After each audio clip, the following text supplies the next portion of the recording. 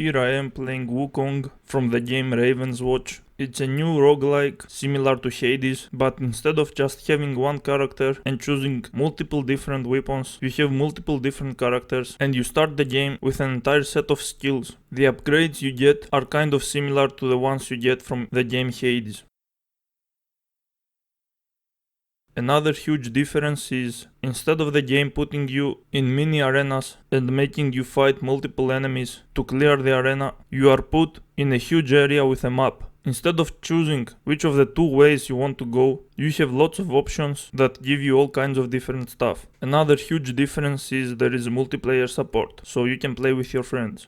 So my main problem with Hades was that the melee combat was problematic, because it's really fast paced and sometimes there is so much shit happening on the screen that it's hard to see. Sadly, the same goes for Ravenswatch. That means picking a melee character can sometimes lead to frustrating moments. You are kind of supposed to pick enemies one by one to make sure you are not ganged and destroyed. That being said though, some characters are way worse than others. There are balancing issues here. For example, Scarlet is also a melee character, but she has so many skills that allow her to survive. Lots of movement, she can become invisible, but the best part is, during the night, she transforms to a werewolf. The werewolf has its own unique skills and they are kind of broken. It has a buff that allows it to lifesteal with its attacks and even its abilities, meaning it can actually face tank most of the enemies since its health is constantly regenerating.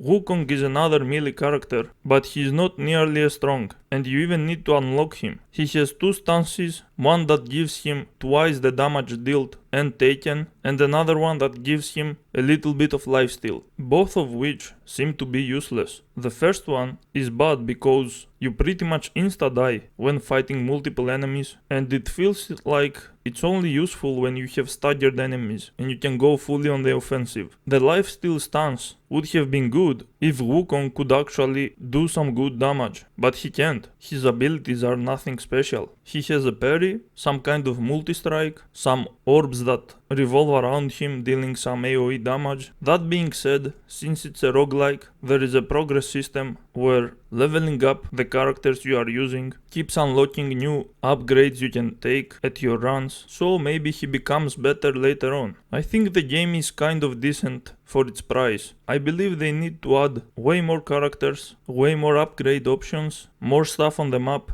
and have some more game modes like an arena that constantly keeps spawning enemies, throwing them at you, kind of like a survival mode or something. I believe there is potential with this game. It's all up to how the developers are willing to handle the rest of it.